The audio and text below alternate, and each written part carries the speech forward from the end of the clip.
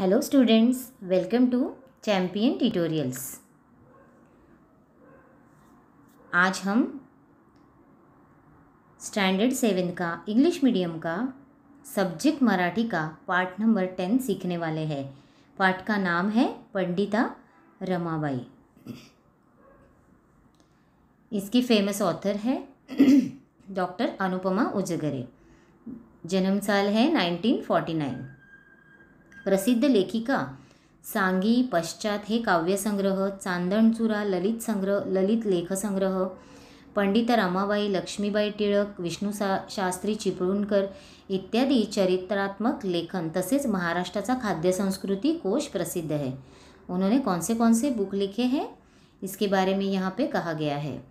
उसमें है सांगी पश्चात, ये पोयम के कलेक्शन है उनके। चांदणचुरा ललित संग्रह लेख संग्रह, पंडिता रमाबाई, लक्ष्मीबाई टिळक, विष्णु शास्त्री चिपळूणकर, ये भी उनके ही लेख लिखे हुए ये फेमस बुक्स है।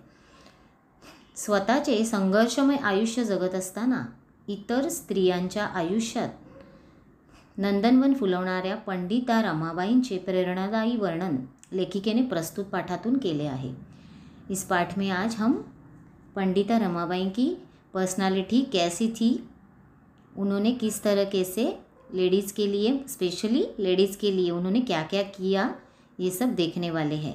स्वतःचे संघर्षमय आयुष्य मतलब खुद का उनका लाइफ बहुत ही स्ट्रगलिंग रहा है। उन्होंने बहुत ही लाइफ में स्ट्रगल किया है, फिर भी उन्होंने बाकी लेडीज़ के लिए उन्होंने जो भी सोचा था उनके सक्सेस के लिए, उनकी प्रोग्रेस के लिए उन्होंने क्या क्या किया, इस तरीके का वर्णन आज हम इस पाठ में देखने वाले हैं।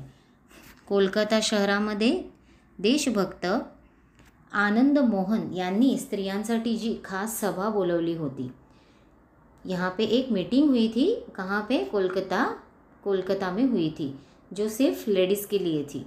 ती भारतातील स्त्रियांची पहिली सभा होती। वो इंडिया के लेडीज़ के लिए मतलब लेडीज़ स्पेशल मीटिंग थी, पब्लिक मीटिंग बुलाई गई थी। पंडिता रमाबाईंना त्यावेळी बंगाली भाषा येत नव्हती, म्हणून त्यांनी मायबोलीसारखा सराव असलेल्या संस्कृत भाषेतून भाषण केले। पंडिता रमाबाई, वहाँ पे मेन स्पीकर कौन थी? पंडिता रमाबाई। उनको तभी बंगाली लैंग्वेज बिल्कुल आती नहीं थी, तभी उन्होंने अपनी मदर टंग मतलब संस्कृत भाषे में, संस्कृत लैंग्वेज में स्पीच दिया था। बंगालीतून त्याचा अनुवाद करून त्यावेळी करण्यात आलेला, मतलब उन्होंने संस्कृत में जो भी स्पीच दिया संस्कृत दिया था, लेकिन उसका ट्रांसलेशन फिर बंगाली में उन लोगों ने किया।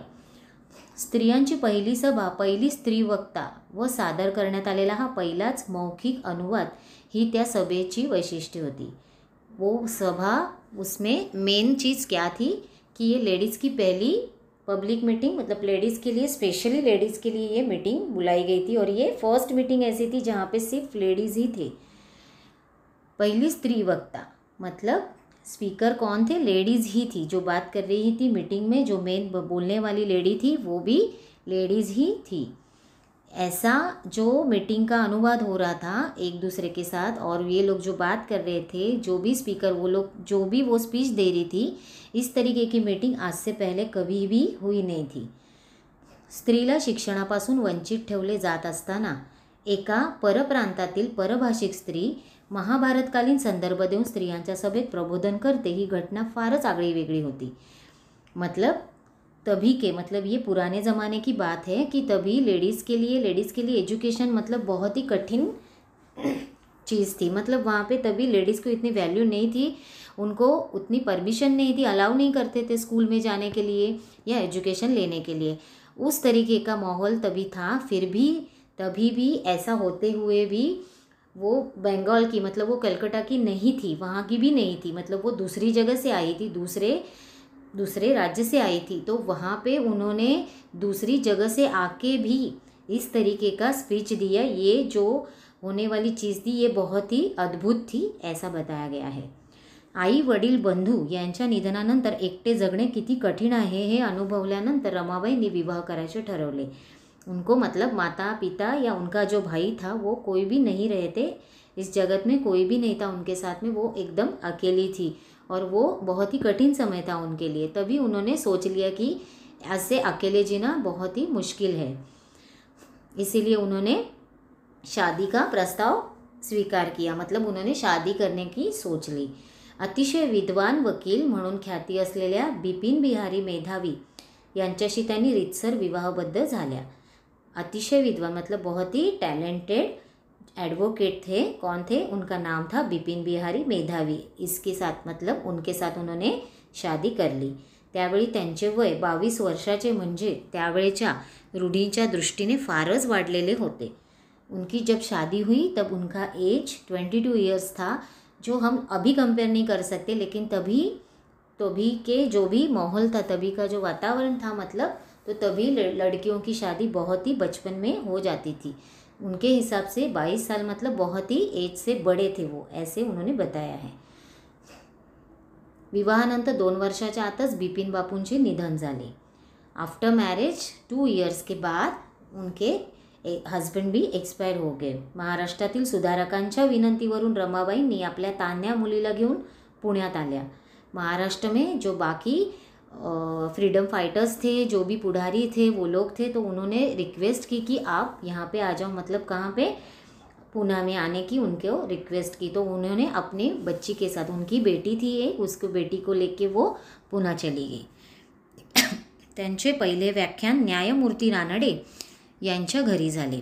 उन्होंने पहला स्पीच पुना में कहाँ पे दिया? न्यायमूर्ती रानडे इनके घर पे दिया। तिथे प्रत्येक आठवड्यात एकेका घरी त्यांचे व्याख्यान व्हावे असे ठरले। उन्होंने क्या सोचा कि एवरी वीकली मतलब वीकली उनका एक तो स्पीच हर घर में हो जाएगा। बाई माणूस बोलते तरी कशी हे पाहण्याची उत्कंठा प्रत्येक पुरुषाला लागली होती। मतलब एक लेडीज़ तभी बोला ना कि लेडीज़ तभी इतनी बात नहीं कर सकती, उनको कुछ भी फ्रीडम नहीं था, और ऐसे माहौल में एक लेडी स्पीच दे रही है, ये सबके लिए ये बात एकदम बहुत ही सोचने लायक थी। तो सबको क्यूरियोसिटी रहती थी कि ये लेडी स्पीकर कैसे बात करती है, कैसे स्पीच देती है। व्याख्यानाला येणाऱ्या प्रत्येकाने आपल्या घरातल्या एका स्त्रीला आणल्याशिवाय प्रवेश मिळणार नाही, अशी पंडिताबाईंची व्याख्यानांच्या निमंत्रण पत्रिकेत एक अट घातलेली असे।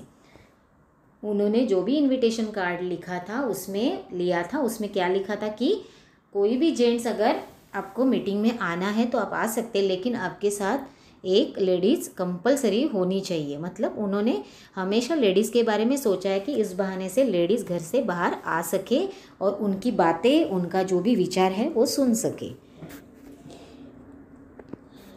अशी आठवण आपल्या सासऱ्यांबरोबर सभेला गेलेल्या काशीबाई कानेटकरांनी लिहून ठेवली आहे। ये जो लिखा हुआ है, उन्होंने ये बात अपने आपसे किसने लिखी है कि काशीबाई कानेटकर, इन्होंने ये बात लिखी हुई है क्योंकि वो अपने ससुर जी के साथ ये स्पीच देखने गई थी। स्त्रियांनी शिकले पाहिजे, शिकवले पाहिजे, त्यासाठी मातृभाषेचे अचूक ज्ञानही प्राप्त केले पाहिजे। मतलब लेडीज़ ने एजुकेशन लेना मस्ट है, उन्होंने सीखना ही चाहिए। अपनी मदर टंग तो कम से कम उन्हें आनी चाहिए और उन्होंने अपना ज्ञान प्राप्त करना चाहिए, ऐसा उन्हें लगता था। शिक्षिका म्हणून उभं राहण्यासाठी स्त्रियांना प्रोत्साहन म्हणून शिष्यवृत्त्या दिल्या पाहिजेत, अशी शिफारस त्यांनी हंटर कमीशनकडे केली।